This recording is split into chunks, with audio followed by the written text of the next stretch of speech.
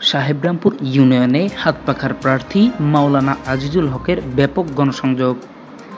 আজ ২৯শে অক্টোবর ২০২৫ ইসলামী আন্দোলন বাংলাদেশ এর আমির পীর সাহেব চরমনাই মনোনীত মাদারীপুর ৩ আসনে হাতপাখা প্রতীকের সংসদ সদস্য পদপ্রার্থী জননেতা মাওলানা এস.এম. আজিজুল হক সাহেবরামপুর ইউনিয়নে ব্যাপক গণসংযোগ করেন। দিনব্যাপী তিনি ইউনিয়নের বিভিন্ন এলাকা ঘুরে সাধারণ মানুষের সাথে কুশল বিনিময় করেন।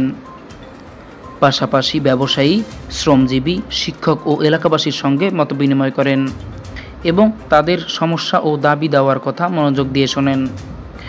গণসংযোগকালে মাওলানা আজিজুল হক বলেন, আমরা ইসলামী মূল্যবোধের ভিত্তিতে একটি ইনসাফ ভিত্তিক সমাজ গড়তে চাই। জনগণের অধিকার প্রতিষ্ঠা, দুর্নীতি সমাজমুক্ত বাংলাদেশ গঠন এবং দেশ ও জাতিকে সঠিকভাবে পরিচালিত করাই ইসলামী আন্দোলন বাংলাদেশের মূল লক্ষ্য।